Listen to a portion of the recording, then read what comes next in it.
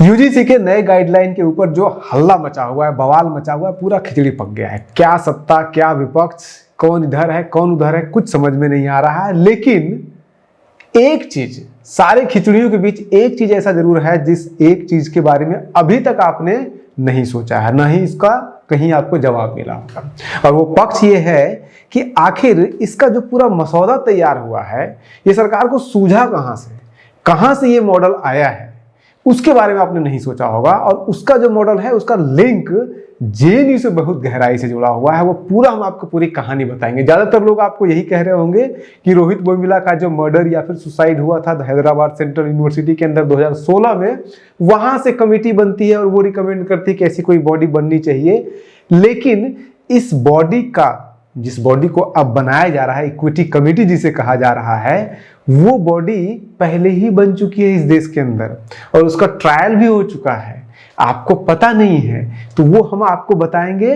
और ये बहुत लंबे समय से चलती आ रही थी और उसके अंदर कुछ तोड़जोड़ भी हुआ है। बहुत सारे तोड़जोड़ होने के बाद, बहुत सारा एक्सपीरियंस लेने के बाद तब ये जाकर के फाइनल हुआ है।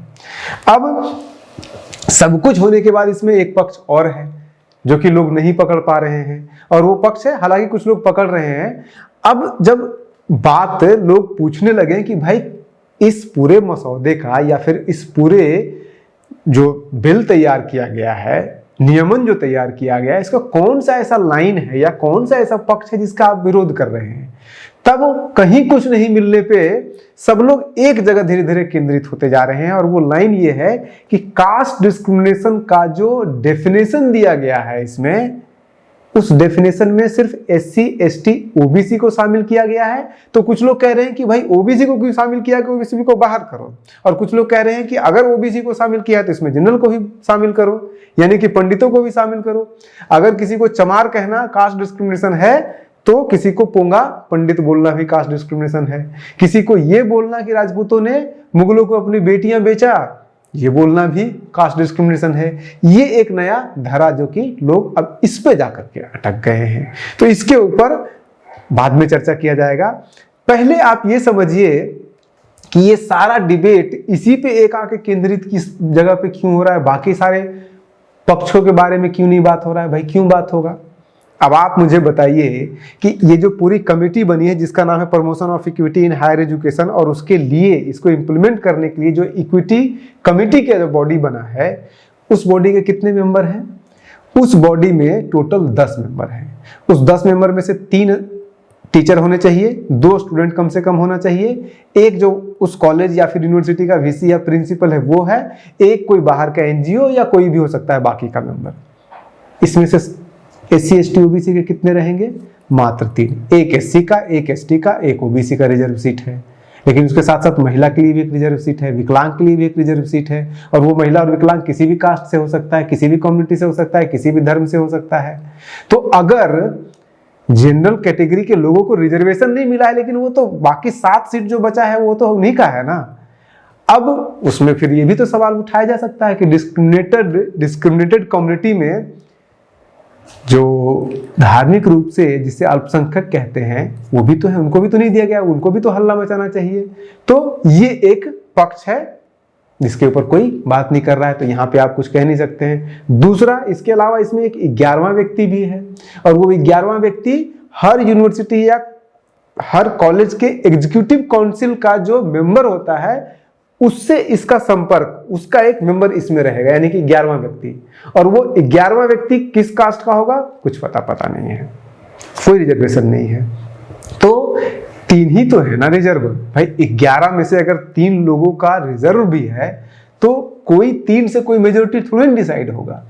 दूसरा इंपॉर्टेंट पॉइंट, जो लोग अफवाह उड़ा रहे हैं, मनीष कश्यप का एक वीडियो चल रहा है जिसमें वो कह रहे हैं कि अगर ये आ गया तो कोई भी दलित लड़का किसी ब्राह्मण की लड़की को जाकर के प्रपोज करेगा, और अगर उस लड़की ने मना कर दिया तो वो लड़का जाकर कंप्लेन कर देगा और लड़की को यूनिवर्सिटी से निकाल भी दिया जाएगा और 3 साल की सजा भी हो जाएगी। अब मान लीजिए कि कोई स्वर्ण की लड़की रहेगी और उसे किसी लड़के ने प्रपोज किया और उसने ना बोल दिया और वो लड़का जाके केस कर दिया लड़की पे, तो लड़की का एकेडमिक कैरियर तो खत्म होगा ही होगा, साथ में जो है उसको 3 साल से 10 साल तक जो है जेल रहना पड़ेगा।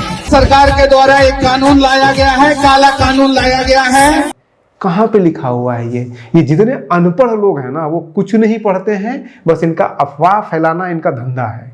किस जगह पे लिखा हुआ है कि इसमें जो है वो यूनिवर्सिटी इसमें एक्शन लेगी या फिर कोई सजा नाम का तो कोई इसमें चीज ही नहीं है। इस पूरा प्रारूप आप पढ़ लीजिए, इसमें सजा शब्द का इस्तेमाल ही नहीं किया गया कहीं पे। सजा सिर्फ इसलिए बताया गया है कि अगर कोई यूनिवर्सिटी या कॉलेज इस बॉडी को नहीं बनाती है तब उसको सजा ये दी जाएगी कि उसका रिकॉग्नाइजेशन जो है, उसको डिग्री देने की जो उसका अधिकार है वो छीन लिया जाएगा। ये स्टूडेंट को क्या सजा दिया जाएगा इसका कहीं कोई जिक्र नहीं है। इस एग्जीक्यूटिव बॉडी के अंदर जो बॉडी बनाया गया, इक्विटी कमिटी जिसे कहते हैं, उसको सजा देने का कोई अधिकार ही नहीं है। किसी भी कॉलेज में या फिर यूनिवर्सिटी में इस तरह के कास्ट के नाम पे, धर्म के नाम पे या फिर जेंडर के नाम पे या फिर किसी भी अन्य नाम पर किसी के साथ भेदभाव होता था तो पहले भी कंप्लेन होता था। लोग डायरेक्ट रजिस्ट्रार को या फिर डायरेक्ट वीसी को कंप्लेन करते थे। वीसी इसके ऊपर कमेटी बनाती थी और जांच होती थी और उसके अनुसार एक्शन लिया जाता था।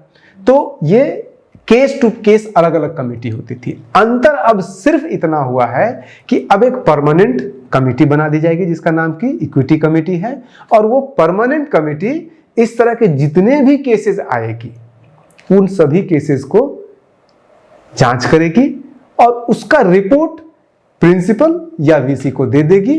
प्रिंसिपल या वीसी उस पर क्या एक्शन लेगा ये प्रिंसिपल और वीसी को पूरा अधिकार है। सुझाव भी नहीं दे सकती कमेटी कि क्या आप इसके खिलाफ एक्शन लीजिएगा, इसका सुझाव भी नहीं दे सकती है कमेटी। तो जो पहले सिस्टम था कंप्लेन का वही सिस्टम अभी है। अंतर सिर्फ इतना हुआ है कि पहले वीसी एक कमेटी का गठन करता था हर केस के लिए अलग अलग, अब एक परमानेंट कमेटी गठित रहेगी और वो किसी भी तरह का डिस्क्रिमिनेशन के ऊपर एक्शन लेगी। वो सिर्फ कास्ट से रिलेटेड डिस्क्रिमिनेशन पे नहीं लेगी, वो जेंडर, इकोनॉमिक के बेसिस पे, धर्म के नाम पे किसी भी तरह का अगर डिस्क्रिमिनेशन हो रहा है इस कैंपस में तो उसके ऊपर वो कमेटी जांच करेगी बस। अब इसमें और एक इंपॉर्टेंट पॉइंट ऐड हुआ है। इंपॉर्टेंट पॉइंट ऐड हुआ है कि जब ये परमानेंट बॉडी बन गई है तो ये बॉडी कैंपस के अंदर कुछ लोगों को नियुक्त करेगी और वो लोग होंगे जिनको नाम दिया गया है इसमें इक्विटी स्क्वाड्स या इक्विटी एम्बेसडर। जितने भी हर कॉलेज के अंदर अलग अलग डिपार्टमेंट होते हैं, अलग अलग सेंटर्स होते हैं, हर सेंटर में हर डिपार्टमेंट में एक एक व्यक्ति रहेगा जो कि स्टूडेंट ही होगा या कोई भी हो सकता है, जो कि उस अपने डिपार्टमेंट या अपने क्लास के अंदर बस ये देखेगा कि कहीं कोई ऐसा केस जिसमें डिस्क्रिमिनेशन हो रहा है, कहीं ऐसा कोई केस दिख तो नहीं रहा है। अगर कंप्लेन करने वाला कंप्लेन नहीं भी कर रहा है तो उसकी सूचना वो जो कमेटी है इक्विटी कमेटी उसको जाकर के दे देगी और कमेटी उसके ऊपर जांच करेगी। कंप्लेन नहीं भी करे या करे इसकी सूचना बस वो देगी। यानी कि इसको आप सीधे ऐसे समझ लीजिए दो एग्जांपल से। एक, ये कमेटी एक तरह से कह लीजिए कि एक कैमरा लगा रही है बस कैंपस में, और वो कैमरा जो है वो इसके एम्बेसडर और इक्विटी स्क्वाड्स है, वो कैमरा से देखते रहेगी। अब वो खुद भी संज्ञान ले सकता है, अगर कंप्लेंट उसके वेबसाइट पे आता है या लिखित आता है या कैसे भी आता है तो उसमें सिर्फ जांच करेगी। सिर्फ इतना अधिकार दिया गया है और कोई भी अधिकार उसमें नहीं दिया गया है। तो फिर इसमें डिस्क्रिमिनेशन का सवाल कहां से उठ रहा है? अब इसको एक और एग्जाम्पल से समझ सकते हैं। वो एग्जाम्पल ये है कि ये एक तरह से समझिए कि क्लास यूनिवर्सिटी के अंदर एक मॉनिटर या 5-10 सदस्यों का एक मॉनिटर बना दिया गया है और हर क्लास में एक मॉनिटर बना दिया गया है। वो मॉनिटर बस ये देख रहा है कि कहीं कोई कंप्लेन तो नहीं हो रहा है, कहीं कोई डिस्क्रिमिनेशन तो नहीं हो रहा है। उस मॉनिटर को किसी भी स्टूडेंट को छड़ी मारने का अधिकार नहीं है, उसको सजा देने का अधिकार नहीं है, वो अधिकार सिर्फ टीचरों को और प्रिंसिपल को ही है। तो ये सिर्फ एक मॉनिटर की तरह है जो ये स्क्वाड बनाएंगे या फिर ये जो कमिटी बनी है। अब इसमें एक और देखिए कि अगर मान लीजिए किसी के खिलाफ कंप्लेन होता है और उसको सजा भी दे दी जाती है, गलत ढंग से होती है, तो वो स्टूडेंट अगर यूजीसी को कंप्लेन करता है तो यूजीसी का पहले से ही एक बॉडी बना हुआ है जो इस तरह का कंप्लेन में एक्शन लेती थी। और वो सिर्फ डिफरेंस इतना आया है कि पहले ये टाइम बाउंड नहीं था कि कितने दिन के अंदर वो यूजीसी की बॉडी ऑमनिबस जो होता है वो एक्शन लेगी, अब हो गया कि 30 दिन के अंदर उसको एक्शन लेना होगा। तो पहले जो सिस्टम था वही सिस्टम अभी भी है, अब सिर्फ एक कैमरा लगा दिया गया है और कोई खास इसमें चेंज नहीं किया गया है। इस इक्विटी कमेटी का ये काम कि कंप्लेन लेना, उसके ऊपर जांच करना, इससे कहीं ज्यादा इंपॉर्टेंट काम ये होगा कि कैंपस के अंदर इस तरह के भेदभाव के खिलाफ अवेयरनेस फैलाना ये ज़्यादा इंपॉर्टेंट है इनके लिए। पर्चा लगाना, पोस्टर लगाना, ऐसी वर्कशॉप करवाना वहाँ पे, इस तरह के काम ज़्यादा इंपॉर्टेंट है इनके लिए, जो कि इसमें साफ साफ पूरा दिया हुआ है क्या क्या आपको करवाना है। साल भर में 2 बार आपको बैठना है, 1 बार कम से कम जो है वो कोई प्रोग्राम करवाना है, वर्कशॉप करवाना है। उसके साथ साथ जितने भी डिसएडवांटेज कम्युनिटी के लोग हैं, चाहे वो किसी भी, चाहे धार्मिक आधार पे हो, चाहे फिर वो कास्ट के आधार पे हो, चाहे लिंग के आधार पे हो, चाहे डिसएडवांटेज कम्युनिटी विकलांगता के आधार पे हो, किसी भी आधार पे हो, अगर कैंपस के अंदर कोई भी स्टूडेंट किसी तरह का डिस्क्रिमिनेशन फेस कर रहा है, चाहे वो पैसे की कमी के कारण, चाहे वो किसी भी कमी के कारण, तो इन कमिटी का ये भी दायित्व दिया गया है कि आप अगर महिला है, लड़की है, तो वुमेन कमीशन या ऐसे एनजीओ जो महिलाओं को लेकर के काम कर रहे हैं, गरीबों को लेकर के काम कर रहे हैं, गरीबों को फीस वगैरह देने के काम कर रहे हैं, इनसे आप कोऑर्डिनेशन रखिए और इस तरह की लड़कियों को, इस तरह के लड़कों को, इस तरह के छात्रों को आप मदद करवाइए ताकि इनके साथ कोई डिस्क्रिमिनेशन नहीं हो सके। इसके अलावा इनको एक और काम दिया गया है, काम ये दिया गया है कि हर साल जितने भी बच्चे ड्रॉप आउट हो रहे हैं उसका पूरा रिपोर्ट बनाइए, ताकि ऐसे जो ड्रॉप आउट होते हैं, और इस ये नहीं कहा गया है कि जिनका सिर्फ कास्ट के नाम पे ड्रॉप आउट हो रहा है उसी को सिर्फ आप नोट कीजिए, सभी ड्रॉप आउट को नोट कीजिए और उसके बाद फिर उस पर स्टडी करना बात की अलग बात है कि कितने ड्रॉप आउट हुआ। कहीं कोई कास्ट के नाम पे तो डिस्क्रिमिनेशन के नाम पे तो ड्रॉप आउट नहीं हो गया, जेंडर डिस्क्रिमिनेशन के नाम पे तो नहीं ड्रॉप आउट हो गया, पैसे के कारण तो नहीं ड्रॉप आउट हो गया। जिस भी कारण से हो रहा है उस कारण को दूर करने का प्रयास किया जाए, इसमें कहीं कास्ट सेंट्रिक में नहीं है। अब आइए वो जहां से हमने शुरू किया था कि आखिर ये जेएनयू वाला मामला क्या है। जेएनयू मामला ऐसे है कि जेएनयू के अंदर आज नहीं दशकों से एक इस तरह की बॉडी हुआ करती थी जिसका नाम था जीएसकेएस। जीएसकेएस जिसका नाम है, फुल फॉर्म है gender sensitization committee against sexual harassment है, और इसका जेएनयू में 2017 तक हर साल चुनाव होता था। अंतर सिर्फ इतना हुआ है कि जीएसकेएस में ये प्रयोग बहुत पहले से चल रहा है जेएनयू के अंदर, और अगर आप 2017 से पहले तक यहाँ गए हैं, जेएनयू कैंपस के स्टूडेंट रहे हैं, और पहली बार जब कैंपस कोई स्टूडेंट नया जाता है तो उसको यही डराया जाता है, अरे यहाँ पे जीएसकेएस लगा हुआ है। अब जीएसकेएस में क्या है कि अगर किसी लड़की को 3 सेकंड तक लगातार अगर तुम देख लिए ना तो तुम्हारे खिलाफ वो लड़की कंप्लेन कर सकती है, और इस कारण से इस तरह के अफवाह वहाँ पे कैंपस के अंदर फैलाए गए हैं और फैलाए जाते थे पहले। लेकिन सच्चाई कुछ और है। ऐसा नहीं है कि वहां पे जो है वो हर साल सैकड़ों कंप्लेन आ रहे हैं इस तरह के, क्योंकि अगर इस तरह का कोई नियम होता कि 3 सेकंड देखने से कंप्लेन कर देगा तब तो रोज नए कंप्लेन होते। लेकिन एवरेज जेएनयू के अंदर 25 से 30 कंप्लेन हर साल होते हैं, जो कि बहुत ज्यादा नहीं है। पूरा हम आपको डिटेल भी बताएंगे। अब अंतर सिर्फ इतना हुआ है कि पहले जो स्टूडेंट के, अभी रिप्रेजेंटेटिव 2 हैं जीएसकेएस, इसमें ये जो बॉडी बनाई है यूजीसी ने, इसमें 2 स्टूडेंट रहेंगे। जीएसकेएस में भी 2 स्टूडेंट हुआ करते थे, लेकिन अंतर सिर्फ इतना हुआ है कि उस समय जो स्टूडेंट के रिप्रेजेंटेटिव होते थे उसका चुनाव होता था, स्टूडेंट लोग उसको वोट देकर के इलेक्ट करते थे। अभी क्या हो रहा है कि अब चुनाव नहीं होगा, वो सारा मेंबर जो है वो head of the institution nominate कर देगा अपने मन से, अपने हिसाब से। सिर्फ अंतर इतना ही है, और इसका प्रयोग भी जेएनयू में हो चुका है। 2017 में जीएसकेएस को डिसमेंटल कर दिया गया और उसके खिलाफ विरोध भी हुआ था, और नया एक बॉडी बना दिया गया था आईसीसी। जीएसकेएस में क्या था, सिर्फ जेंडर से रिलेटेड कंप्लेंट डिस्क्रिमिनेशन ही वहां पे लिए जाते थे, लेकिन आईसीसी में उसका दायरा बढ़ा दिया गया, किसी भी तरह का डिस्क्रिमिनेशन, जैसे कि अभी यूजीसी की गाइडलाइन कह रहा है। तो पूरा प्रारूप आपको आईसीसी की गाइडलाइन में आपको दिख जाएगा, जो जेएनयू में चल रहा था 2017 से लेकर के अभी तक। आईसीसी का पूरा फुल फॉर्म क्या है, इंटरनल कंप्लेंट कमेटी। वही सेम काम करती है, वीसी नॉमिनेट करती है इसके मेंबर को, और किसी भी तरह का डिस्क्रिमिनेशन वहां पे होता है इनजस्टिस स्टूडेंट के साथ, तो यहाँ पे जाकर के स्टूडेंट कंप्लेन कर सकता है, और फिर वो इंटरनल कमेटी उसको डील करती है और वीसी फाइनल डिसीजन लेता है, जो कि अभी यूजीसी के गाइडलाइन वाले में आ रहा है। बिल्कुल सेम चीज है, और इसका भी 2017 से लेकर के 2024 तक का 25 तक का डेटा सरकार के पास है। तो ट्रायल लिया जा चुका है जेएनयू के अंदर, इसीलिए तो अब्दुल कलाम आजाद कहा करते थे, what JNU thinks today India thinks tomorrow. तो चाहे वो बीजेपी की सरकार हो, चाहे किसी की भी सरकार हो, आप जेएनयू से नफरत कीजिए या प्यार कीजिए, जेएनयू से कौन इनकार नहीं कर सकते हैं, इग्नोर नहीं कर सकते हैं। आइदर यू हेट जेएनयू और love JNU, you can't ignore JNU. तो आप इस सरकार में भी जाइए, वित्त मंत्री जेएनयू से हैं, विदेश मंत्री जेएनयू से हैं, जो पीएमओ चला रहा है उसमें ज्यादातर जो आईएएस ऑफिसर हैं, जो टॉप आईएएस ऑफिसर हैं, वो जेएनयू से कहीं ना कहीं संबंध उनका है, वहां से पढ़ाई वढ़ाई किया हुआ है। तो वो एक अलग डिबेट है, उसको छोड़ दीजिए। बात यहाँ पे आते हैं कि जीएस कैश में क्या होता था। जीएस कैश का अगर आप देखिएगा तो 2017 से लेकर के 2024 के बीच में जो नई बॉडी आईसीसी बनी, उसमें टोटल आया कंप्लेन 151, यानी कि 4 और 2 6 सालों में 150 कंप्लेन, यानी कि 30, यानी कि लगभग 25 के एवरेज से एक साल में कंप्लेन उसमें आ रहा है। जीएस कैश में कितना कंप्लेन आता था? यही 25-30 कंप्लेन। जीएस कैश में अगर आप देखिएगा तो 2015 में कितना कंप्लेन आया है? 16 में 38 कंप्लेन। 2013 से 15 के बीच में 51 कंप्लेन, यानी कि 25-26 कंप्लेन आया। और इसका अगर देखिएगा जीएस कैश का, अगर ये जो आईसीसी बना है इसका अगर देखिएगा तो कोविड का 2-3 साल आपको ड्रॉप करना पड़ेगा, क्योंकि कोविड के दौरान कैंपस बंद था, तो कंप्लेन कहां से होगा? कंप्लेन तो होता नहीं था। आप देखिए 2017 में ये बनता है और 17 में ही 17 केसेज आते हैं।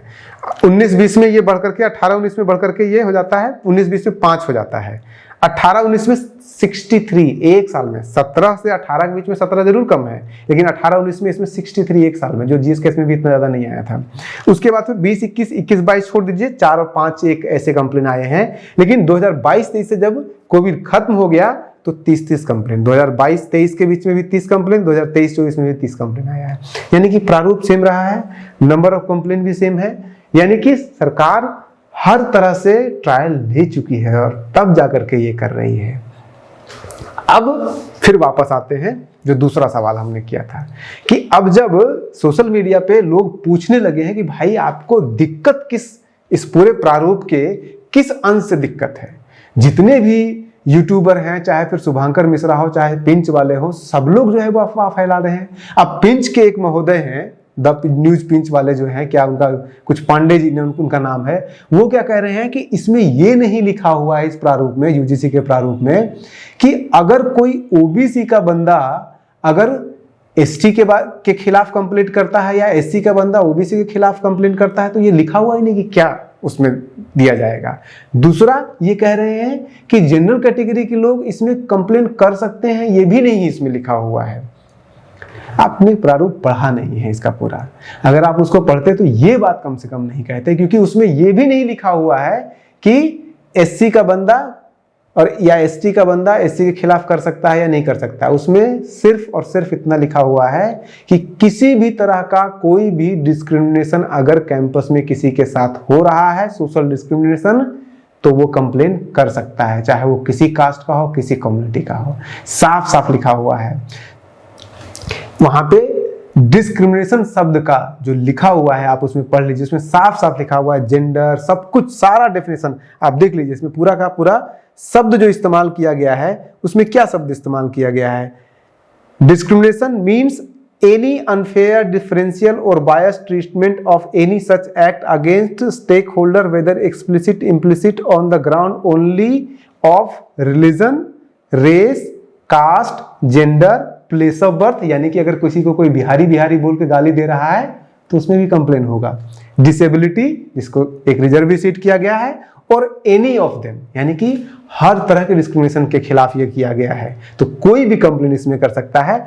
अब इसमें सब लोग जाके अटक रहे हैं कि कास्ट बेस्ड डिस्क्रिमिनेशन का जो डिफाइन किया गया है, caste based discrimination means discrimination only on the basis of caste और tribe against member of schedule caste, schedule tribe, other backward classes.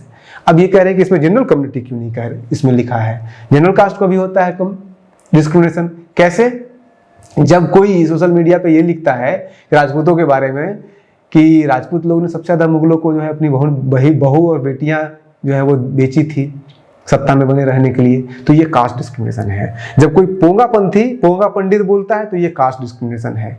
तो इस तरह के पंडित, भिखारी पंडित या फिर दरिद्र ब्राह्मण कोई बोलता है तो ये कास्ट डिस्क्रिमिनेशन है। यहीं पे जाके अटक रहा है और सब लोग अब जाकर के यहीं पे अटक गए हैं कि ये भी कास्ट डिस्क्रिमिनेशन है। ये कास्ट के नाम पे डिस्क्रिमिनेशन है या नहीं है, ये संविधान तय करेगी और संविधान में डिस्क्रिमिनेशन डिसएडवांटेज कम्युनिटी को दिया गया है।